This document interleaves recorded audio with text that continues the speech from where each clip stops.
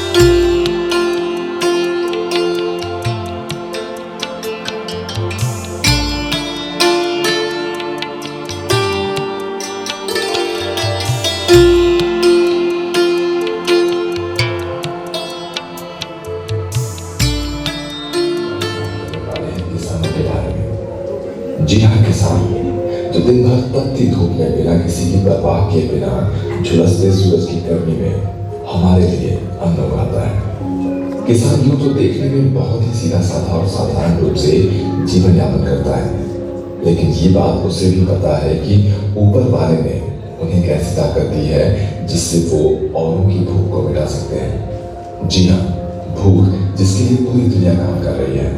ये कहना भी गलत नहीं है कि संसार में जितने भी जीव जंतु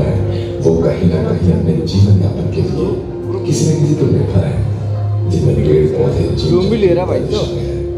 भारत कहने को रिकॉर्डिंग में लाना पड़ेगा जूम, रोक को कौन लाना पड़ेगा। घर पर है, पर आज भी हम अपने देश के अन्नदाताओं की परेशानियों को समझ नहीं पाते हैं। जिस देश में हर एक दिन एक किसान आत्महत्या करता हो, वहाँ किसानों की समस्याएं हमारे लिए सोचने का विषय है। क्योंकि आज हमारे देश में किस परिवार अपने बच्चों का भविष्य भी देखना होता है।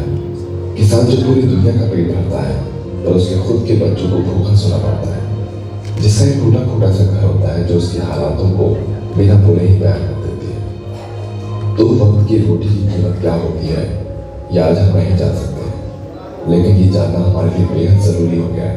क्योंकि जिस तरह से हम खाने को फेंक दिया करते हैं, उतने खाने के लिए कई लोग मीलों चला करते हैं। एक किसान जो बिना रात दिन देखे अपने घर से दूर खेतों में रात भर जागता है, जिसे बारिश की उम्मीद तो रहती है, साथ ही साथ उसकी आंखों में अपने बच्चों को एक अच्छी जिंदगी देने का सपना भी होता है। पर वही किसान आज इतना मजबूर हो गया है अपने हालातों से। दोस्तों, आज आप ही बताइए, आप बिना गाड़ी के, बिना मोबाइल के, बिना इंटरनेट के साथ तो रह सकते हैं, पर क्या एक भी दिन बिना खाए रह सकते हैं? नहीं ना।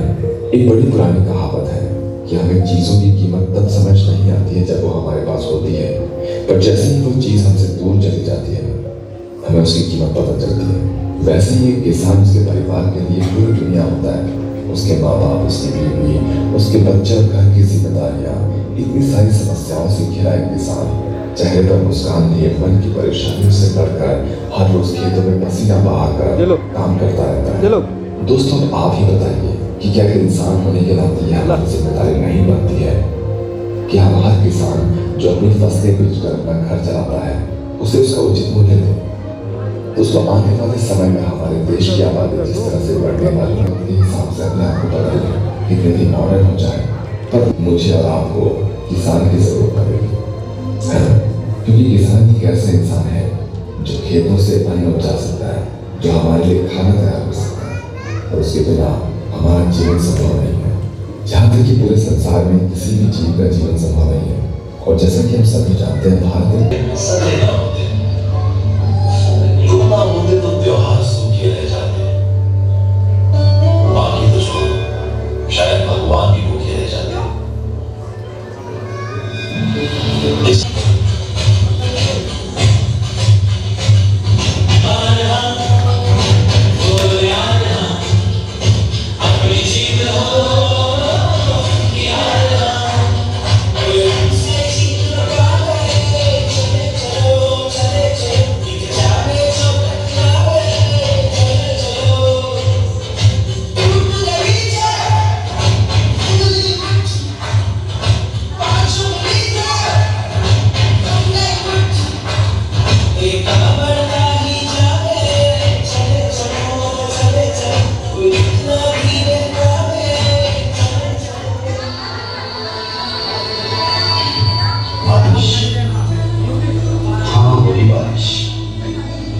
वही बारिश जो आसमान से आती थी, बूंदों में आती थी, पहाड़ों से।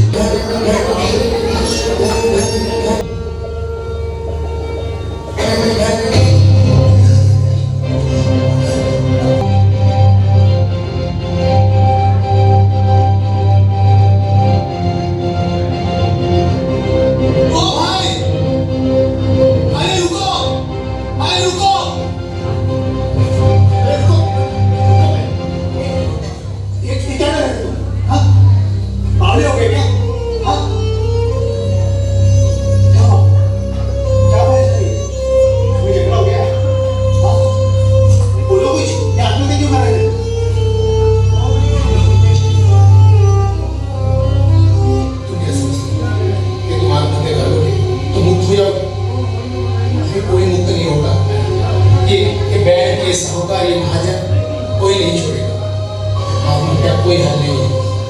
समझे मेरे भाई?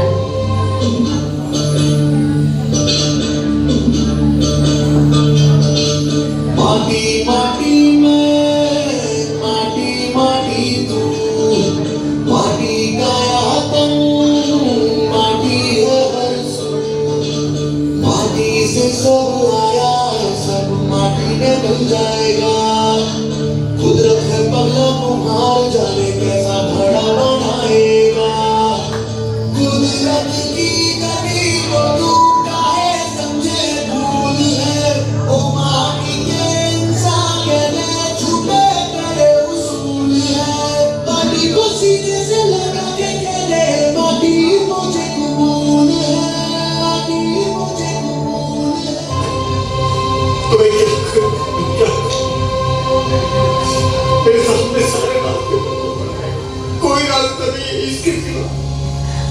अरे सरकार है, बैंक है, उससे कैसी बात कर रहे हो?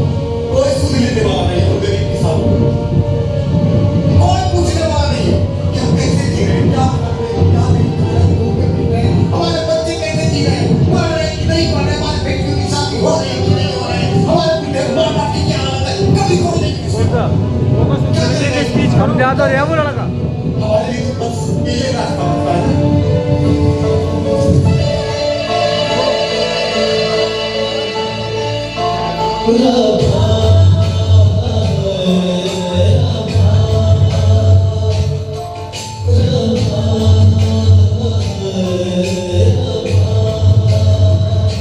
किसी ना तू क्या लागे लो टूटे कच्चे धागे तेरे दिल मारा मारा यार का छोटा सहारा क्यों है बड़ा ये दूरियां क्यों है खता अब दरमियां रब्बा तू इतना बता दे बता दे अब हम जान नहीं देंगे, जान लगा देंगे बारिश को बुलाने के काम में, हमारे अपने नाम में। उम्मीद है गांव को देख आपकी भीगी आंखें सरकार की नींव भगवान को भी जगा देगी।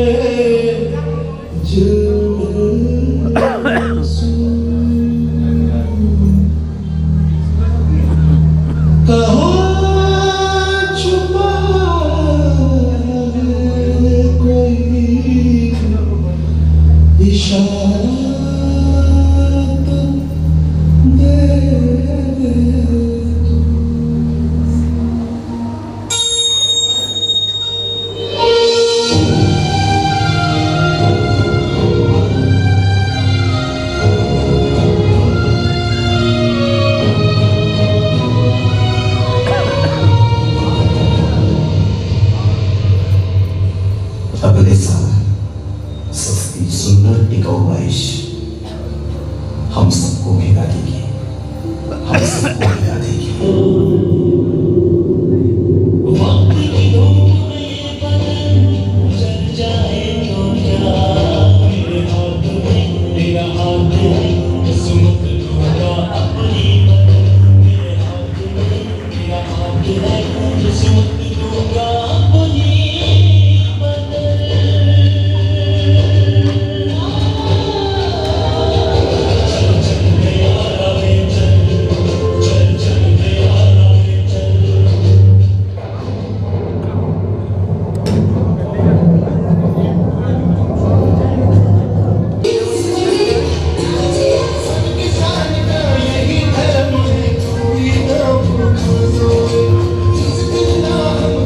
Hey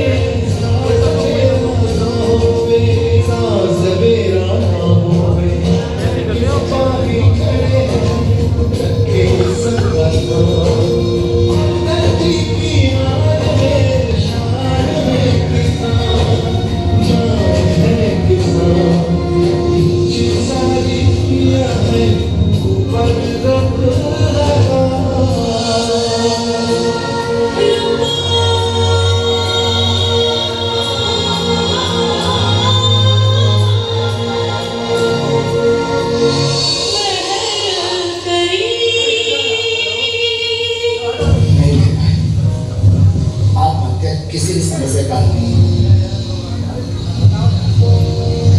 कोई आत्महत्या ना करे। आत्महत्या समस्या का हल नहीं है। खोल दिया है इस अंतरिक्ष का दुर्ग द्वार है चंद्रदेव लो भारत की मेघा का पहला नमस्कार। जिनके चेहरे पे दिखते हैं रामेश्वर के अब्दुल कलाम, इसरो के सभी साधकों को जन जन का सलाम, सबको जन जन का सलाम।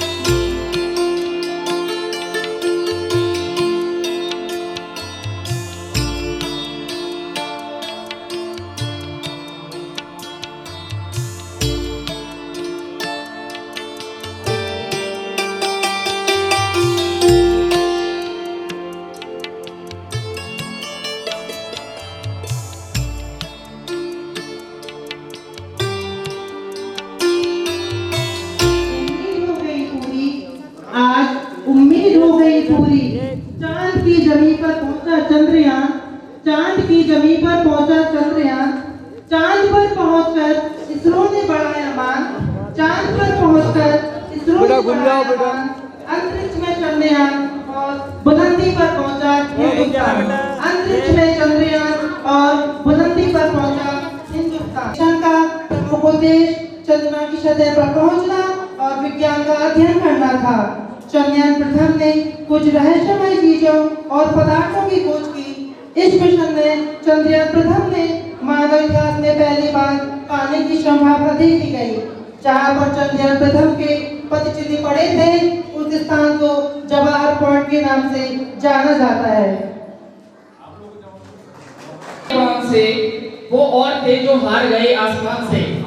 इसी क्रम में चंद्रयान 2 जो 22 जुलाई 2019 को श्री हरिकोटा धवन स्पेस सेंटर से लॉन्च किया गया। लेकिन कुछ ही टाइम बाद क्या हुआ कि जो चंद्रयान 2 था वो 2.1 किलोमीटर पहले ही उसका अर्थ से कांटेक्ट खत्म हो गया।